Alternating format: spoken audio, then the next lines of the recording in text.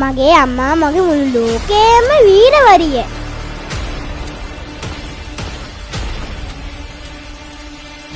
ඉතින් එහෙම බලවම මගේ අම්මා තමයි චාරුණී ටීචර්.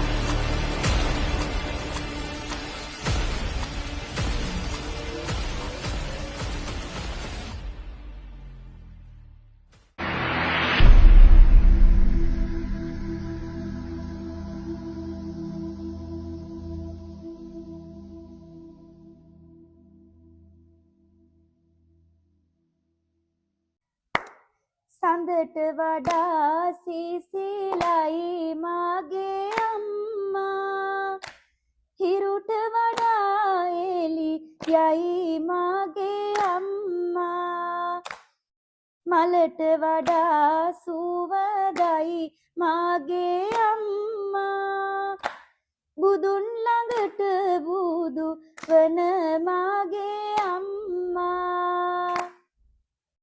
හරි. අම්මා ගැන දැන් අපි ලස්සන කවියක් කියවනේ. දැන් අපි අම්මා ගැන ලස්සන කතාවක් අහමුද? හරි. කවුද දැන් මුලින්ම අවස්ථාව ගන්නෙ බලමු අපි. කාටද දෙන්නේ? ටීචර් මං කියන්නම්. මගේ අම්මාගේ නම සරෝජනී. අම්මා මේ ලෝකෙට මාව ගෙනාවේ 10 මාසයක් කුස තුල තියාගෙන ඉඳලා.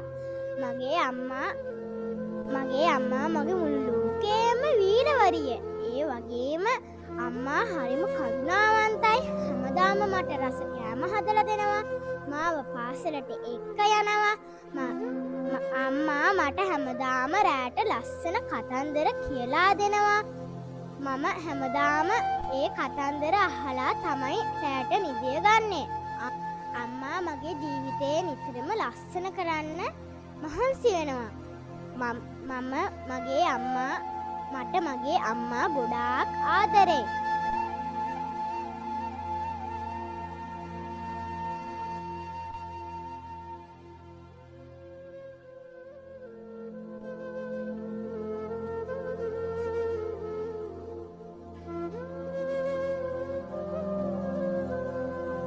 මට නම් මගේ අම්මා නැතුව කවදාවත් ජීවත් වෙන්න බැරි වේවි. ටීචර් ඊළඟට මම ඉපදෙද්දින් තමයි මගේ අම්මා නැති වෙලා තියෙන්නේ. තාත්තා නම් කියන්නේ අම්මෙක් කියන්නේ හරිම කරුණාවන්ත කෙනෙක් කියලා. අම්මෙට පුළුවන්ලු මේ මුළු ලෝකෙම ඉන්න දරුවන්ට උනත් ආදරේ දෙන්න. ඉතින් එහෙම බලවම මගේ අම්මා තමයි චාරුණී ටීචර්.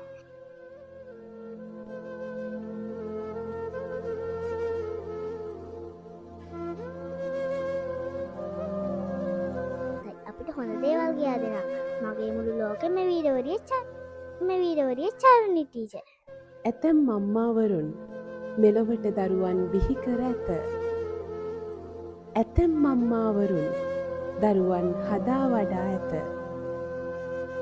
තවත් සමහර අම්මාවරුන් දරුවන් හදාත් වඩාත් නොමැතිව ඉරහඳ තාරකාසේ දරුවන්ගේ ජීවිත ආලෝකවත් කර ඇත.